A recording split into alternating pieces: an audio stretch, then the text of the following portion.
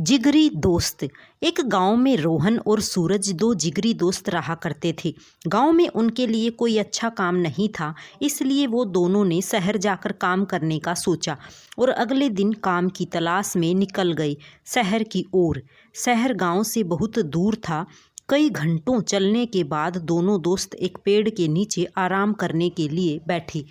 रोहन सूरज से कहने लगा, शहर अभी भी 4-5 किलोमीटर दूर है।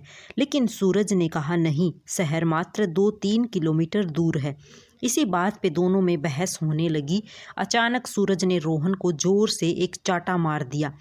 रोहन शांत स्वभाव का था, इसलिए उसने सूरज से कुछ नहीं कहा और एक लकड़ी लेकर जमीन पर लिखने लगा, आज मेरा जिगरी दोस्त ने मुझे चांटा मारा। फिर दोनों शहर की ओर चल दिए। अब कोई किसी से बात नहीं कर रहा था। रास्ते में एक छोटी सी नदी आई जिसे उनको पार करके जाना था। सबसे पहले रोहन नदी में उतरा और उसका पैर दलदल में फंस गया। उसने सूरज से मदद मांगी और सूरज जल्दी से भाग के रोहन के पास गया और उसे दलदल से बाहर निकाला। फिर दोनों ने एक साथ नदी पार किया। कुछ दूर जाने के बाद रोहन को एक दीवार नजर आया।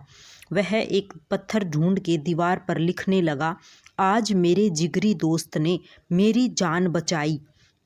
ये देखकर सूरज रोहन से कहने लगा, जब मैंने तुम्हें थप्पड़ मारा तो तुमने वहीं पर जमीन में उस बात को लिख दिया और अपनी जान बचाने की बात तो तुम नदी के किनारे भी लिख सकते थे, तो इतनी दूर इस दीवार पर क्यों लिखा? तब रोहन ने जवाब दिया कि किसी की बुरी बातें या बुरा करा कुछ भी अपने मन में जमा करके नहीं रखना चाहिए। इससे उस इंसान के प्रति हमारे मन में नफरत पैदा होती है। इसलिए जब तुमने मुझे थप्पड़ मारा तो मैंने उसे ज़मीन पर लिख दिया, क्योंकि कुछ देर बाद हवा चलेगी और वो लिखावट मिट जाएगी। लेकिन किसी की मदद को कभी भूलना नहीं चाहिए, उसे हमेशा याद रखना चाहिए। इसलिए मैंने तुम्हारी की हुई मदद को नदी के किनारे नहीं लिखा और यहाँ इस दीवार पर लिख दिया, ताकि ये बहुत दिन तक यहाँ लिखा रहे। रोहन का जवाब सुनकर सूरज खुश हो गया और रोहन को गले से लगा लिया। फिर दोनों हंसते हंसते एक साथ शहर की ओर जाने लगे।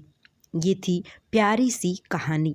राधे राधे सभी को जय श्री कृष्ण।